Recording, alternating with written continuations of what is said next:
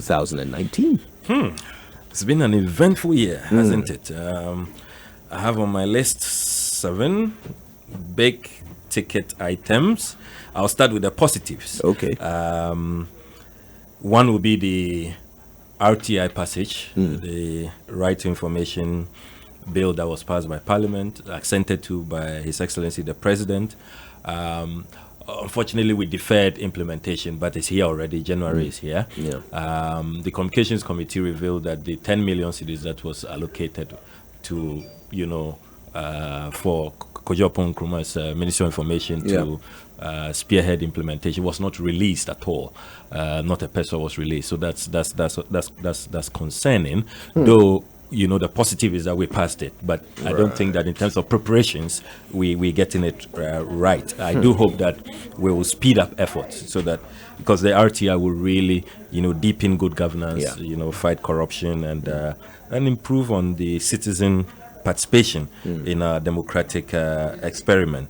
The second positive to me is the declaration of the year of return. That has been big. It's brought to us a lot of attention. I mean, it's branded Ghana beyond what we could pay for. I mean, if we want to quantify what that declaration and the year of return, you had a whole congressional delegation, and as ranking member on the Foreign Affairs Committee, I met some of these delegations, the Prime Minister of Barbados. When you hear them, the excitement, the connection to Ghana, it's been fantastic, and I think that we should build on it and sustain the momentum. Of course, there have been other issues of exaggerated data, 1.9 billion and all of those things that I think we can put aside and just celebrate the year of return for what it has come to represent. 400 years of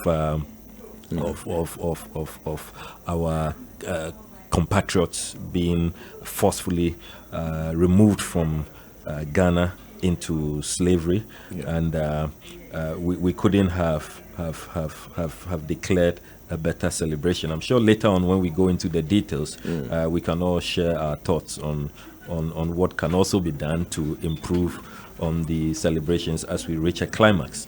The third positive I have on my list is a successful bid to host the Africa Continental Free Trade Area. That was a big one, and I like the bipartisanship.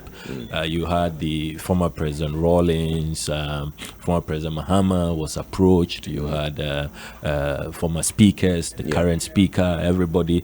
I mean, we all chipped in to raise the flag. It was a Ghana First agenda, and fortuitously, it was Kwame Nkrumah who mooted the idea of a continental market, for Africa, that we must trade amongst ourselves. If you look at the statistics, we are still, the continent that does, very little trade. All the statistics put it at below 20%, and even that is being generous. And we cannot develop as a continent. We cannot, industrialize. We cannot create jobs for our teeming youth who continue to, risk their lives to cross the Mediterranean just to seek greener pastures. So if we get the Africa Continental Free Trade Area Agreement right, and we have a common market for our goods and services, it will really be the game changer. It's bigger than the WTO. It's going to really give us that social justice that we need when it comes to trade and when it comes to taking our destiny into our own hands. We must tie that into Ghana Beyond Trade, Ghana Beyond Aid, and Africa Beyond Aid, and the dependence, thinking that the Bretton Woods will help us, thinking that our salvation cometh from outside. That mindset ought to change, and the Africa Continental Free Trade Area Agreement holds the key. The other positive that will be me coming internal, looking inward, that's the successful return of flag bearer John Dramani Mahama. I was in the campaign team. I coordinated a campaign in the Volta region, and we're very excited about the results. He got 95.24% of valid votes. So this will be my positives for the year.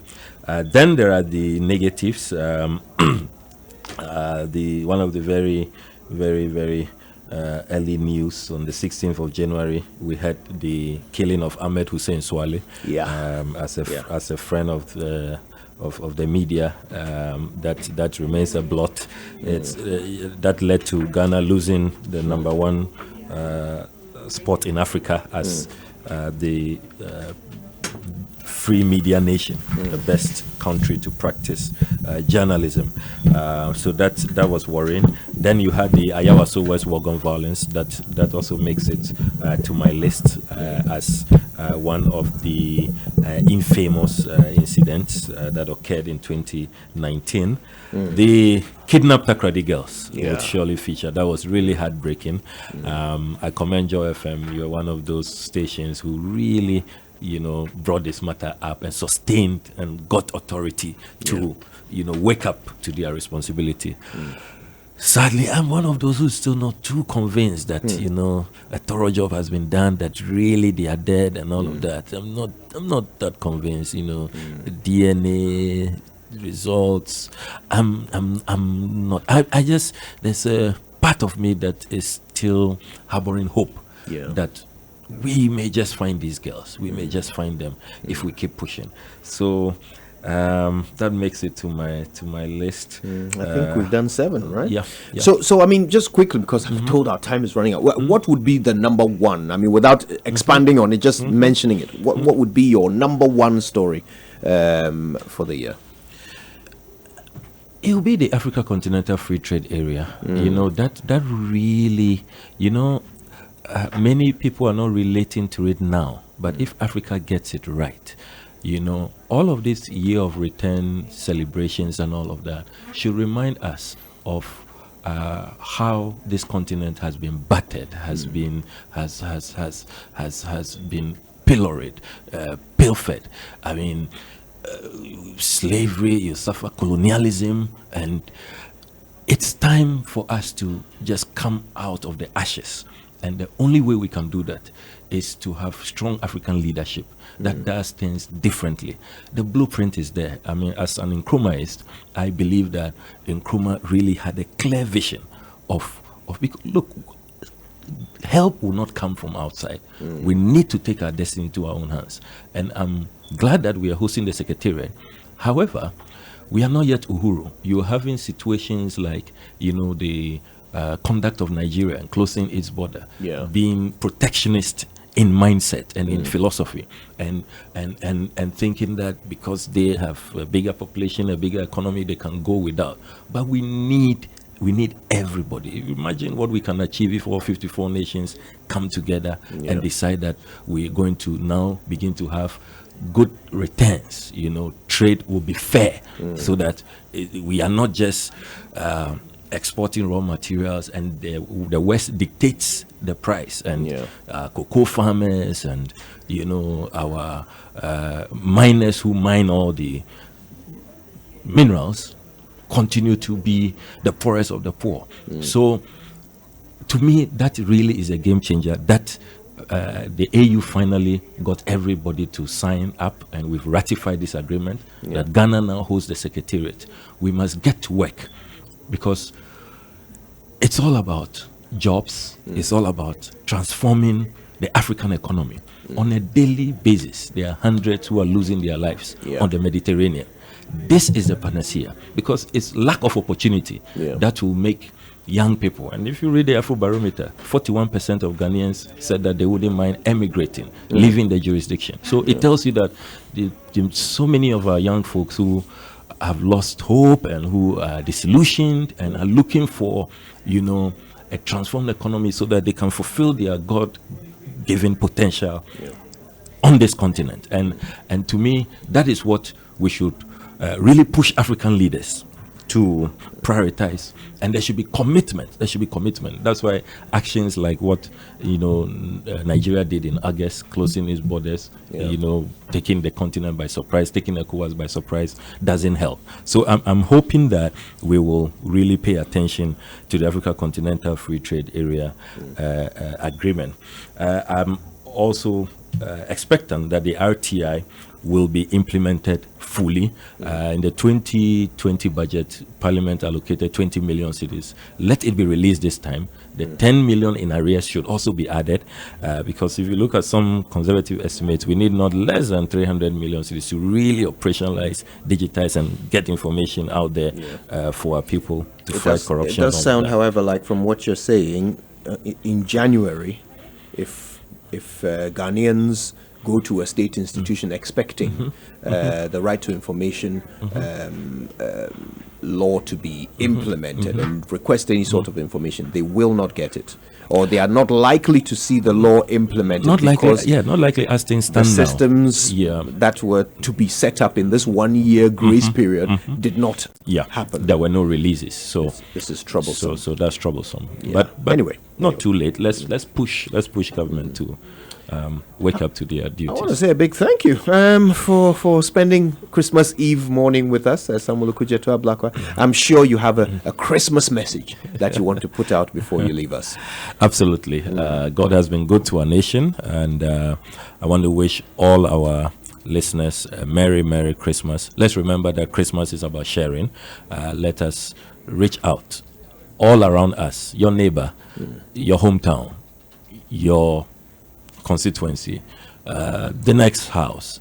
There may be somebody who just needs a helping hand, an invitation to your party, to lunch, to dinner. That child who is an orphan, who will need some sweets, some drinks, just to also feel loved and feel special on this day. Let's remember that God gave his only begotten Son, Jesus Christ, to us on the 25th of December, and that is the essence of Christmas. It's all about sharing. It's all about peace and goodwill. So let that spirit enter next year, the election year. Let it be ideas driven. It should not be acrimonious. It should not. We are not enemies. We all want to build this country. So let it be a very progressive and uplifting campaign. And let me also use this opportunity to announce that today the former president is hosting orphans in his office at Cantonment. So any orphan who wants to pop in, it's just opposite Captain Hooks, can go, and there will be free meals, free drinks. We'll all be helping out to serve, and I'm sure we'll have a nice Christmas. So let's all remember to share, and sharing is not only about having and being so blessed. Is about how you see it. You can even share your time, your thoughts. You can share your smile with others, and it would really lift them up. That is the essence of Christmas, and that's what I expect that we will all commit to. In fact, you are giving competition to Pastor Kojo from your sermon. Thank you so much. Thank you, Mr. Samuel Okudzeto Ablakwa, our guest this I've morning. enjoyed it. Thank you. In fact, we've enjoyed it very much indeed. Mr. Okudzeto Ablakwa is the MP for North Tongue and ranking member of the Foreign Affairs Committee of Parliament.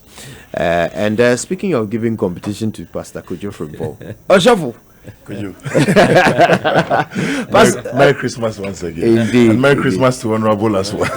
Yes. And as we announced at the beginning of the show, Pastor Kojo Frimpong will be officiating our service as we take you through a festival of 9 lessons and carols right here on the Super Morning Show. We've got so many amazing members of the corporate community of Ghana coming through to read lessons this morning. It's going to be fantastic. Make sure you don't miss it. And that is today's agenda. It is brought to you as always by Societe Generale, SG Ghana. The future is you.